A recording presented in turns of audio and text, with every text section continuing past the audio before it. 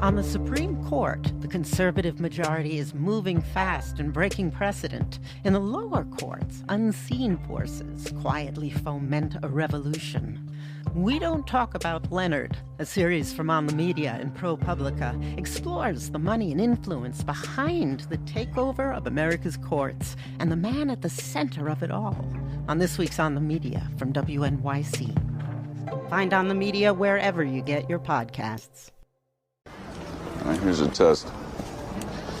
You see the nerdy-looking kid in the white shirt playing against the four guys at once? Yeah? Which one of the guys do you think is a strategic weapons expert with the CIA? There's this great scene in the movie Charlie Wilson's War, where this CIA operative takes a US congressman to a park in DC and points out this really nerdy-looking kid in a white shirt who's simultaneously playing 4 games of chess against 4 different guys. That was a trick question, Charlie. It's a nerdy-looking kid in the white shirt. No reason this can't be fun, you know. The movie tells the mostly true story of how Congressman Charlie Wilson of Texas and this CIA operative helped fund and run the biggest covert war in American history, arming resistance fighters to defeat the Russian army in Afghanistan in the 1980s. And the movie uses this moment for the audience to meet that nerdy-looking kid in the white shirt, who turns out to be the CIA's ace in the hole, a brainy weapons expert by the name of Mike Vickers. And by many accounts in real life, Vickers was the strategic architect of the whole secret Afghan war. This is the CIA's weapons expert. He's the most senior. Mike! Yeah, Bishop to Queen's Knight, 7. See, he's playing without even looking at the board. That's a useful skill. If Afghanistan's ever invaded by Boris Spassky. Is that a real scene from your life, or is that a little bit of a poetic license? That's more than a little bit of Hollywood poetic license by the screenwriter Aaron Sorkin. But, you know, they were trying to create a visual of what a program strategist running a covert action program what attributes they would have. The real Mike Vickers had a slight build and wore an owlish pair of thick-rimmed glasses, but he never played much chess. He was more of a football and baseball guy growing up, and in his professional life, he pulled off one of the more epic careers imaginable in U.S. Special Operations, intelligence, and national security. He served with the Green Berets. He was a wonder kid at the CIA, and he later ascended to the highest ranks of the Pentagon, retiring as an Undersecretary of Defense.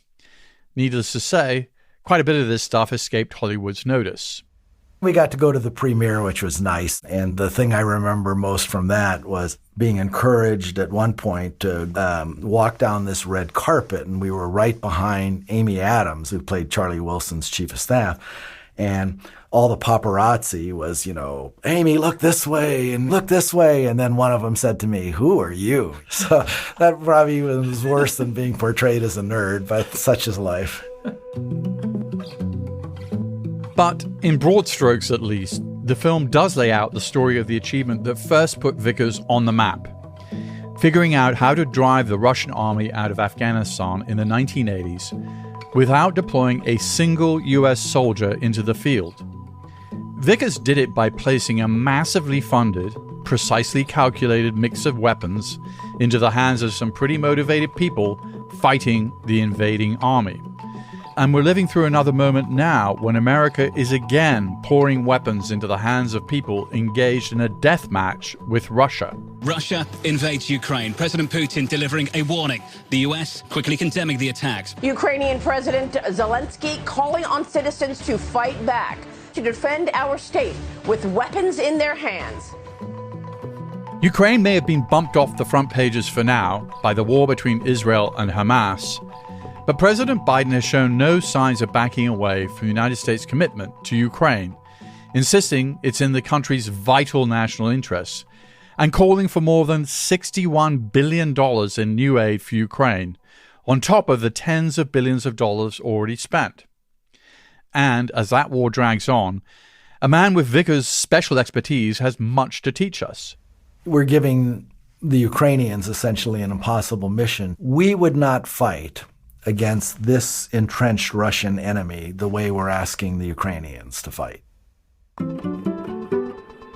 Join me in the room with someone whose detailed knowledge of arming a resistance runs from aerial strategy all the way down to the particular rifles and even bullets that grunts need to win on the ground. People focus on weapons, but ammunition ends up determining how intense you fight. You'll hear about unintended consequences that can come when the United States uses its guns and money to change the world, and how winning the war can sometimes be a lot easier than winning the peace. If you say, well, not only do I not want to continue to support Ukraine, but I really don't want to rebuild them, I don't want to give them the deterrent force to prevent Russia Part 2, then you're really heading for trouble down the road. I'm Peter Bergen, and this is In the Room.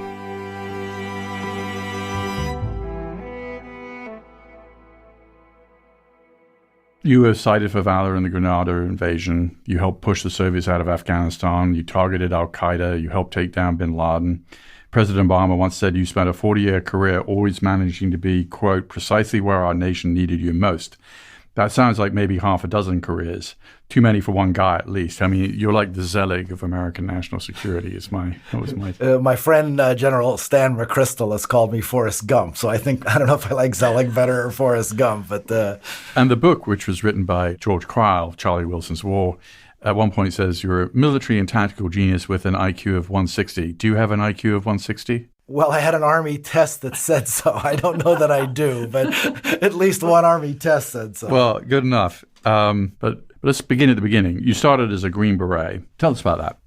Well, my original dream was to be a baseball or football player, and I realized at age 19 that I had the passion but not the talent for that. And as it turned out, a high school teacher for an international relations seminar I took my last year in high school put a copy of the New York Times in front of me while we were sitting in the library researching term papers one day. And it was an article about CIA's big paramilitary operation during the Vietnam War in Laos, supporting the Hmong tribesmen. And he said, you might be interested in this. And I didn't know why he said that, but it turns out I was. I thought about secret armies. And so when I was ready to make the move, I thought, how would I pursue this kind of career? And it seemed to me to become the kind of CIA officer I thought I wanted to be. Going into the Green Berets first would be a natural fit. And what do the Green Berets do? Green Berets are special forces. Primary mission is unconventional warfare, part of which is guerrilla warfare, supporting resistance movements or insurgencies against either an occupying force or a hostile government. But I think after 9/11, I think a lot of people thought that special forces were sort of door kickers. That actually is really not the original role of special forces. It was to do what? So they were founded in 1952, and it was really to wage guerrilla warfare in Eastern Europe. And so it was really that European, Soviet focus, unconventional warfare focus, which I spent more than 5 years doing, that really prepared me for what I would do in CIA. Extensive training in unconventional warfare, how to wage guerrilla warfare, all the tactics involved, raids, ambushes, harassing attacks, sabotage, subversion, etc. And then mines and booby traps and sniping and other things. Was that fun? Yes, and then proficiency in all kinds of foreign weapons, from surface-to-air missiles down to Soviet AK assault rifles, demolitions and sabotage training. I went to an advanced mountain warfare course with the German army, learning how to conduct war in the mountains, Alps in that case, but a reasonable substitute for the Hindu Kush. And then I had separate training in things like backpack nuclear weapons, atomic... Tell us about that, because that sounds pretty unusual. Yeah, so that didn't come in handy in Afghanistan, and hopefully never would have had to do it. But a few of us in the Special Forces in the 1970s and 80s and the SEALs were trained on very small, low-yield nuclear weapons that we could parachute in with. And so the idea was to cut off the reinforcing forces in the event of a conflict, to blow a key bridge or tunnel or something that would give our frontline forces more favorable odds. And gallows humor in the special forces at the time thought that, as soon as we accomplished that part of the mission and turned that dial, that would have been it. So that was a no-return mission if indeed that had ever been. Would have been a dangerous mission, but any mission going into Eastern Europe to do reconnaissance or work with resistance forces would have been pretty tough. After serving as a Green Beret for a decade, Vickers joined the CIA at age 30 and landed in the South Asia Operations Group. His initial job there was to review the work of a task force that was arming Afghans fighting against the Red Army. They'd been putting up a fierce but seemingly doomed resistance since the Soviet invasion of Afghanistan in 1979. Vickers spent weeks going over every aspect of the Afghan program. The first problem he identified was high altitude and strategic. When he arrived, the CIA strategy was to keep the Russian army bogged down and bleeding and sending a lot of body bags back to Russia. Vickers believed the US could do better and actually drive the Russian army out of Afghanistan. He was fortunate that right around this time, President Ronald Reagan's administration had also come to the same view. The Reagan White House, the National Security Council, changed our goal from imposing costs on the Soviets to driving them out, eventually out of Afghanistan. And so that gave the big hunting license to really change the program. And that meant that Vickers could tackle the second problem with the Afghan war. The CIA wasn't giving the Afghans the right weapons, or enough of them, to get the job done. In the movie, the nerdy-looking kid in the white shirt puts it like this. So what else do they need? Same thing you give us, AK-47s, AK-74s, AK-MS. Soviets didn't come into Afghanistan on a Eurail pass. They came in T-55 tanks. The fighters need RPG-7 anti-tank grenade launchers, Katyusha 107mm rockets, wire mines, plastic mines, bicycle bombs. That sounds like a lot of nerdy detail, but if anything, the movie script kind of understates the vast scale and microscopic precision of the blueprint that the real Mike Vickers drew up for the war. Send a copy of it to me by secure courier right away.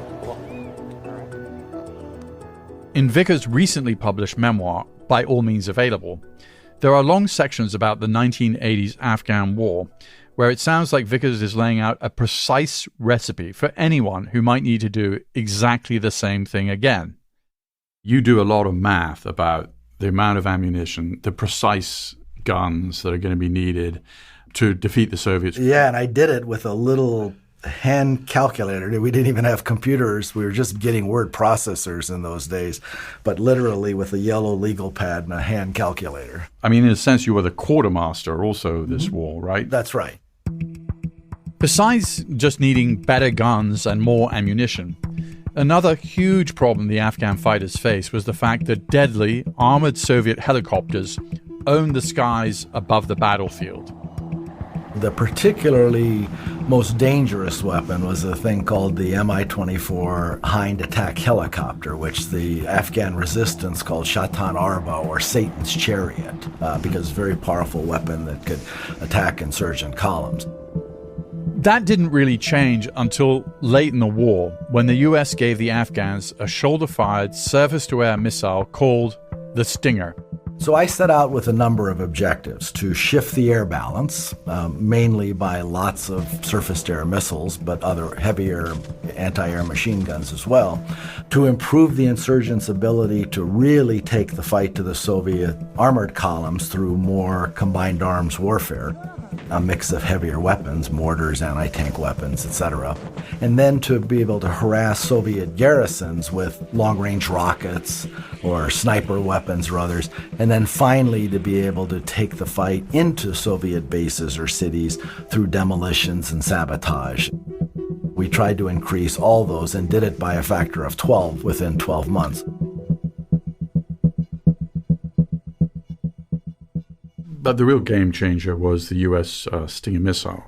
Well, it was a game changer in terms of its performance on the battlefield. It was introduced in September 1986, and it had an 80% kill rate and accounted for almost 150 shootdowns. The American-made Stinger anti-aircraft missile is credited with turning the tide of battle. Armed with the Stinger, the Mujahideen neutralized Soviet air power. So it was phenomenally successful. Strategically, its effect was more to convince the Soviets had already made the decision that they were going to withdraw. Did you know that at the time? We had inklings of it because Mikhail Gorbachev, the General Secretary of the Soviet Union, he started saying publicly that Afghanistan was this bleeding wound and they needed to extricate themselves. And so basically he started withdrawing forces in the summer of '86, and then Stinger and other weapons convinced them that they needed to do it, and they continued. It was the beginning of the end of the war the Soviet Union did not win. The last forces they had withdrew February '89. Almost a decade of Soviet bloodshed and battle ended 5 minutes ahead of schedule as the Soviet army completed its retreat. Not long after the Russian withdrawal, the United States abandoned Afghanistan to its own fate, a fate that included civil war and a takeover by religious extremists. The Charlie Wilson's War movie was based on a well-received non-fiction book by the same title by the journalist George Cryle. Cryle argued that the U.S. intervention in Afghanistan's war against Russia had nurtured a generation of well-armed mujahideen, holy warriors, who ended up later pursuing a jihad that was far less friendly to U.S. interest. Here's a talk show host interviewing Cryle about it back in 2003. In arming the Afghans and their mujahideen colleagues, it led to the conflict in Afghanistan, that led to the Taliban, that led to providing a haven for Osama bin Laden.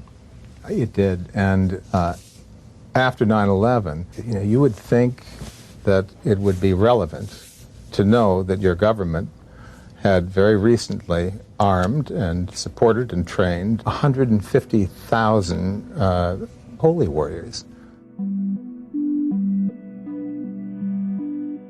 Is there any connection between the U.S. arming and training of the Mujahideen in Afghanistan and the events of 9/11?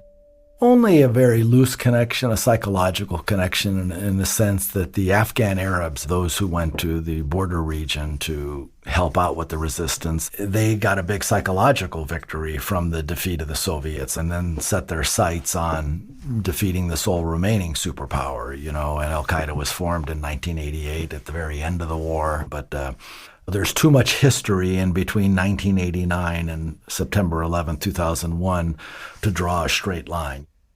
Vickers does believe that one of America's biggest errors at the end of the Soviet-Afghan war was thinking Afghanistan and the region had lost its strategic significance. The movie version of Charlie Wilson's War put it like this. This is what we always do. We always go in with our ideals and we change the world, and then we leave. We always leave. But that ball, though, it keeps on bouncing. So now it's 3 decades later, and once again, Russia has invaded a neighboring country. An unprovoked Russian invasion into Ukraine on a massive scale. The bloodiest conflict in Europe since World War II. And America's watching another nation trying to hold off an invading Russian army. Russian forces began hitting targets across Ukraine overnight. A missile striking an industrial park in western Ukraine. A helicopter assault on an airport outside of Kiev. Close, intense fighting. What would you be recommending today if the Biden administration or any other American administration was serious about basically ending the war in a way that the Russians would say, okay, we'll come to the negotiating table and we will concede enough so the Ukrainians will also be happy about the outcome of the war? Yeah, so there's similarities to Afghanistan in the 80s, but also important differences. So there you had an insurgency fighting an army spread out across Afghanistan. The difference with Ukraine is obviously it's an overt conventional war, and the battle space is more confined to established lines in the east. And we would not fight against this entrenched Russian enemy the way we're asking the Ukrainians to fight. Unless we think the Russians are just a house of cards that are going to collapse, we're giving the Ukrainians essentially an impossible mission to do it without longer range missile artillery, more ammunition, and most importantly, air superiority. You know, America hasn't fought without air superiority since early World War II. So things like the F-16s and in sufficient quantities, but also things like Army Tactical Missile System, are all, no one weapon system would be decisive to win the war, but it's hard to see how you could do a counteroffensive to break those Russian lines without greater quantities and quality of weapons. Well, you said something fascinating, which is if this was the U.S. Army and they were fighting this war in Ukraine against the Russians, there's no way that they would be conducting the war in the way that we are allowing the Ukrainians to conduct it. That's right. Because it would be a guarantee for failure or a guarantee for stalemate or what? Yeah, it would be a guarantee for stalemate or failure, that you wouldn't be able to penetrate those lines without essentially winning the battle of the air and winning the deep battle to stop reinforcements. And it seems the Biden administration made a similar assessment about Ukraine's need for additional long-range missiles.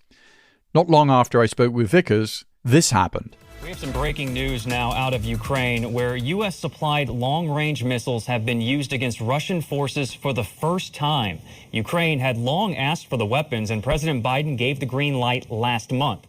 Vickers says the commitment required of the United States in Ukraine is broader and deeper than any single weapon on a wish list. Just as the Stinger missile alone wasn't enough to win the Afghan war, no single weapon system will guarantee victory in Ukraine.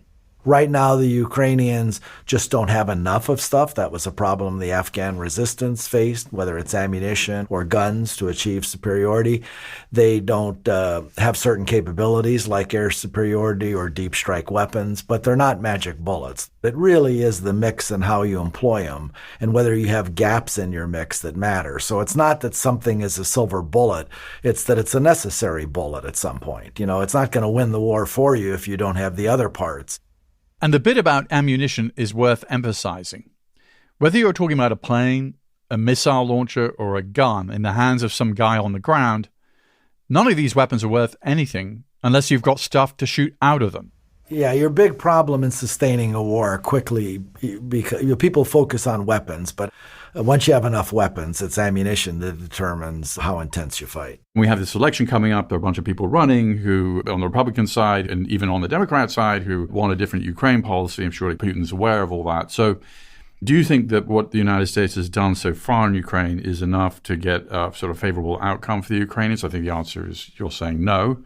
And do you think that the situation could get worse as the politics in America change, because neo-isolationism is popular on the left and the right in this country now? So it could get much worse.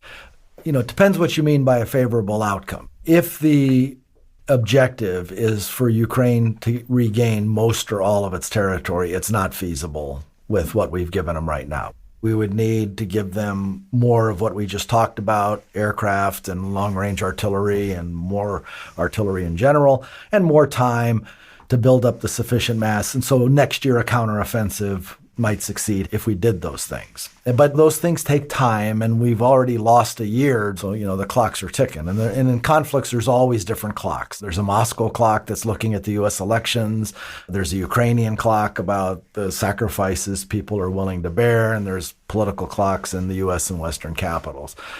And if then your objective were to have Ukraine successfully defend itself, but if you concluded for whatever reason you couldn't do this counteroffensive, and I don't know why that would be, but lack of political willingness, obviously, then the question is, are you going to help Ukraine secure itself and rebuild itself in whatever armistice or whatever comes out of this?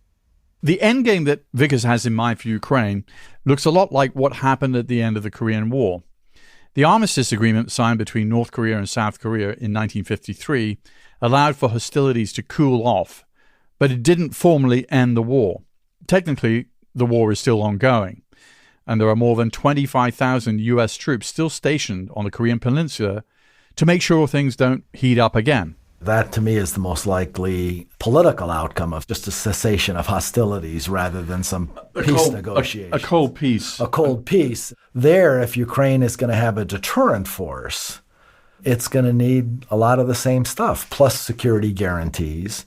So then if you back up and you say, well, not only do I not want to continue to support Ukraine, but I really don't want to rebuild them. I don't want to give them the deterrent force to prevent Russia Part 2, then you're really heading for trouble down the road.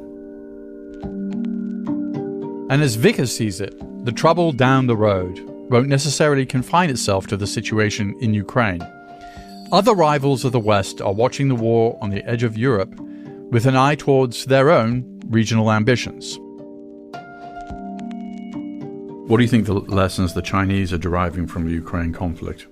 I think mixed lessons. One of them, I think, is the operational failure of the Russian army to take Kyiv. And so I think as they look at Taiwan, they're looking at what would it take to assuredly take Taipei, what amount of force and then more force to make sure that they achieve that political objective. As a strategist, I mean, amphibious landings over 100 miles of water, it's not an easy thing to do. It's not an easy thing to do even if the U.S. doesn't oppose it, because Taiwan can oppose it enough. But right, it's one of the most difficult military operations. And now there's other ways through bombardment or blockade or other things they might prevail. Taiwan is an island nation. But I think on the flip side, she has to be worried about whether he's getting the straight skinny from his military leaders. And if Putin was misled, and I don't know if he was or wasn't, but does he worry that he's being misled about their capabilities? Because time is generally on China's side, and one of the things they don't want is to have a failed war. They've got to be successful if they do it politically. And so I think that gives him a note of caution. But if I'm a Chinese strategist, sort of Chinese version of Mike Vickers, one of the lessons of the Ukraine war to me would be, okay, it took the United States and its allies months to even remotely begin to get their act together. If we do a successful invasion of Taiwan that we can get done in, say, a week or two, we get inside their decision cycle, because as democracies, there's going to be disagreement, and then there's basically a fait accompli. Is that one of the lessons that you would derive if you're a Chinese strategist? Yes, the Chinese, even before Ukraine, well before Ukraine, have always thought the key is to win quickly before the U.S. can bring combat power to bear. But Xi has to have taken note. Putin certainly took note of it at the time.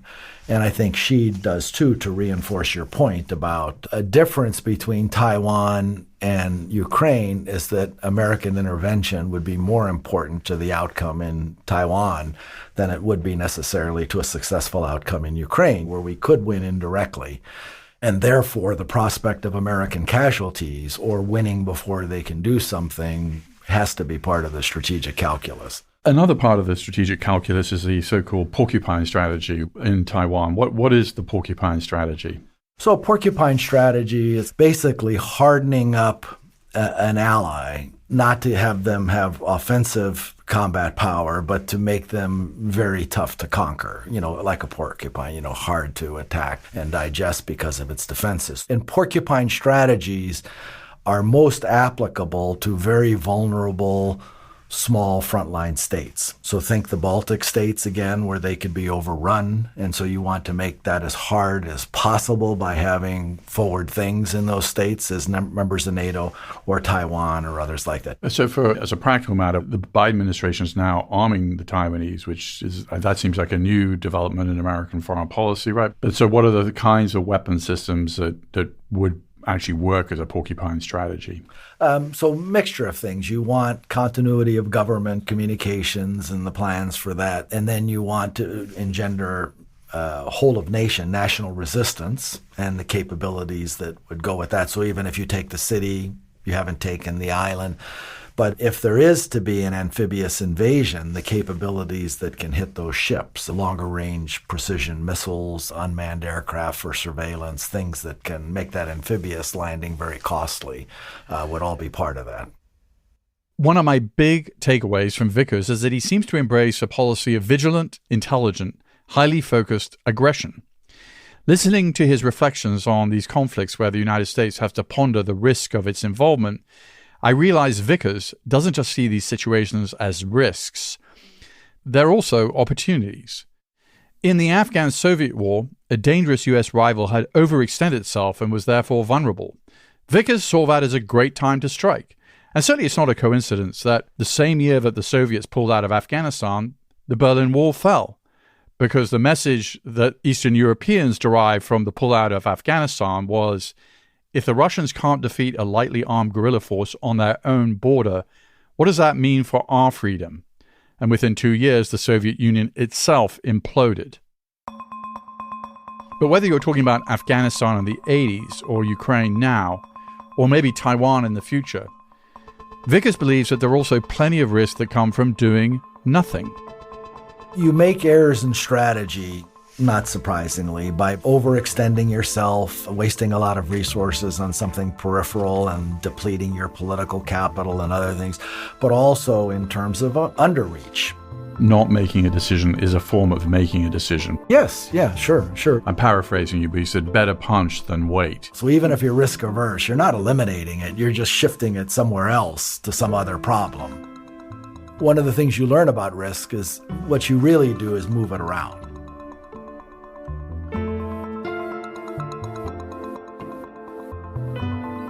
If you're interested in learning more about the issues and stories in this episode, I recommend By All Means Available, Memoirs of a Life in Intelligence, Special Operations and Strategy by Mike Vickers. It's available on Audible.